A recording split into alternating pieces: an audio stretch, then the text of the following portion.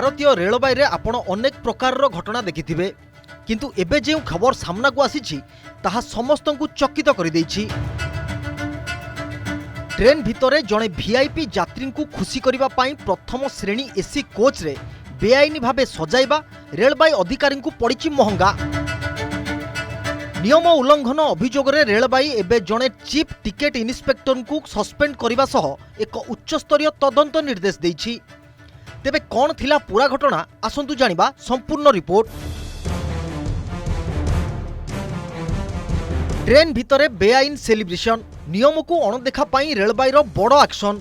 बिना अनुमति रे बेलून और फूल सजा जाइथिला फास्ट एसी कोच। नियम उल्लंघन अभियोग रे चीफ टिकेट इन्स्पेक्टर सस्पेंड। सूचना अनुसार एक प्रीमियम ट्रेन रो फास्ट एसी कोच रे यात्रा करुथिबा जड़े हाई प्रोफाइल यात्री पूरा कोच को बेलून, रिबन एवं फूल रे डेकोरेट करा जाइथिला। सोशल मीडिया रे एहार फोटो वायरल हेबा परे रेल मंत्रालय एहाकू अति गंभीरतार सह नैथिला। रेलवे नियम अनुजाई चलती ट्रेन भितरे एभली कौनसी प्रकार अनधिकृत बा बेआईनी सजासजी करा जाई परिबो नाही, कारण एहा द्वारा अग्निकांड भली बड़ सुरक्षा विपद सृष्टि हेबार आशंका थाए।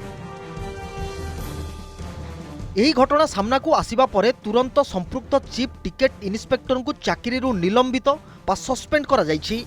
केवल सेतिकी नुहे, रेलवे एक विस्तृत विभागीय तदंत बा डिटेल्ड डिपार्टमेंटल इनक्वारी पाई निर्देश देछि। यही सजासजी पाई केउ माने सहाय्य करथिले एवं ट्रेन भितर को एसबु सामग्री केमिति आसिला तार पूरा खोलताड़ करा जाउछि। रेलवे स्पष्ट करछि जे यात्री जीए भी होंतु ना कहीं सुरक्षा सह कौनसी प्रकार बुझामणा करा जाई परिबो नाही। तेबे रेलवे रो एही कड़ा कार्य अनुष्ठान अन्य कर्मचारी पाई एक बड़ चेतावनी। वीआईपी कल्चर को पछरे पकाई सुरक्षा को आगरे रखिबा रेलवे रो एही पदक्षेप को नहीं आपण कोन भाबुचंती आमको कमेंट करी निश्चय जणांतु। देश दुनियार सबु ब्रेकिंग एवं लेटेस्ट अपडेट पाई एबे ही सब्सक्राइब करंतु OTV digital. Bureau report, OTV digital.